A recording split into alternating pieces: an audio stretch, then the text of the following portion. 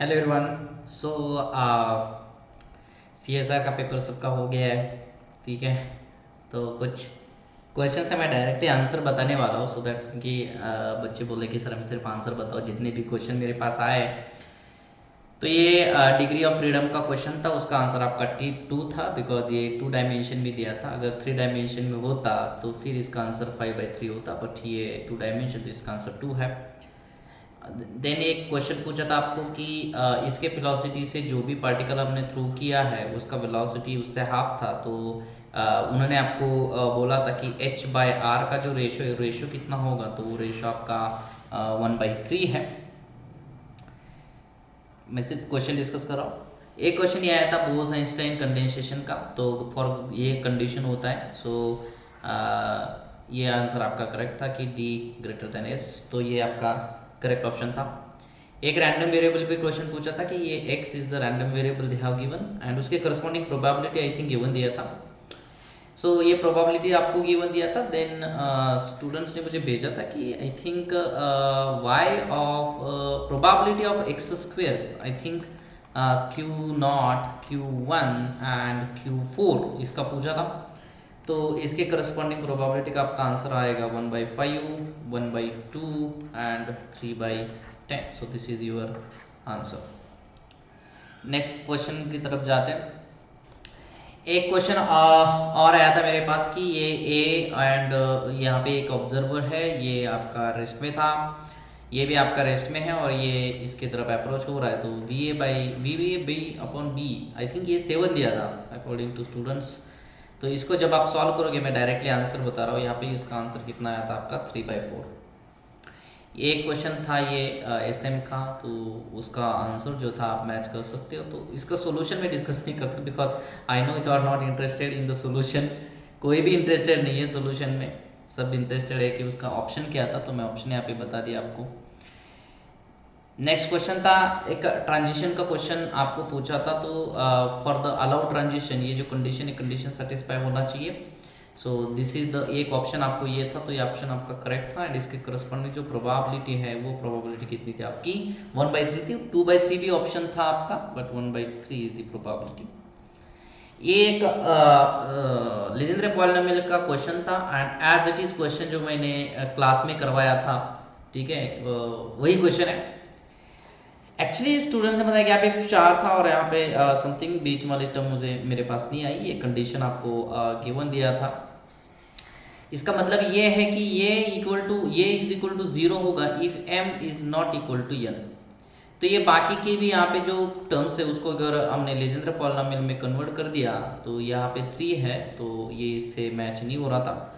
तो ये P3 आपका ये होता है, तो समथिंग ये आपको एग्जाम में गिवन दिया होगा। सो अकॉर्डिंग टू स्टूडेंट कि this is the given 4x³ -3x, I think यहाँ पे आपको गिवन दिया था।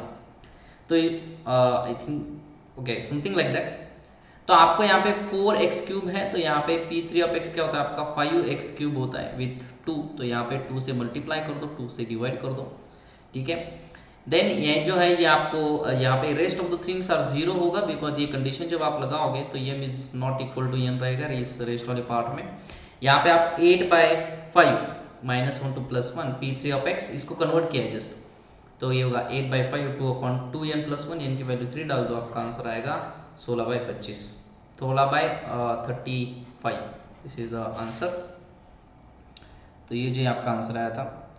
ये क्वेश्चन गिवन दिया था, आई एम नॉट श्योर कि ये क्वेश्चन जो मुझे मेरे पास आया है वो सही है या नहीं, I don't know, because they ask me, उन्होंने बोला था कि यहाँ पे नॉर्थ पोल था, साउथ पोल था और एक कांस्टेंट वेलोसिटी से मूव हो रहा था एंड करंट जो है, ये करंट आपका ऐसे था and I think they ask you the graph. तो आपको ग्राफ जो है, ये ग्राफ पूछा था करंट वर्सेस टाइम। एकदम परफेक्ट इंफॉर्मेशन मेरे पास नहीं है, बट मैं ट्राई करूँगा कि जो भी इंफॉर्मेशन मुझे मिली है।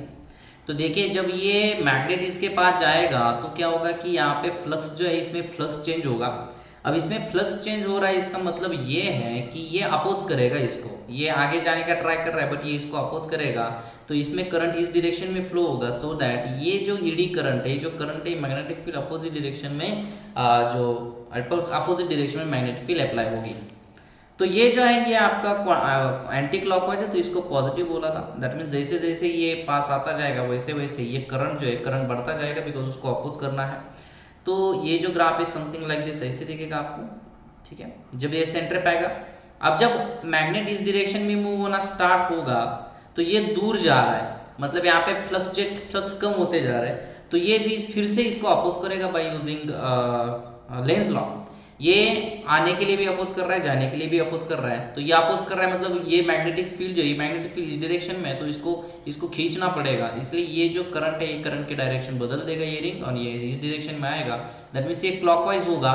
तो क्लॉकवाइज मतलब कि जब ये आगे जाएगा, तो जब ये आगे जाएगा तो आपका जो करंट है, ये करंट उन्होंने बोला था कि anticlockwise you have to take positive, clockwise you have to take negative. तो ये ऑप्शन जो है, ये ऑप्शन आपका सी होगा, ठीक है। So these are the questions. और भी कुछ क्वेश्चंस अगर है तो मुझे आप भेज दीजिए। Something students are something saying that कि ये आपका क्वांटम का भी एक क्वेश्चन था कि something expectation of X and expectation of X square. So I am not getting कि what is the actual question क्या था, मुझे पता नहीं चल रहा।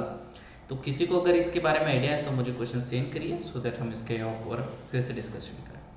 Thank you so much all of you, bye bye, take care.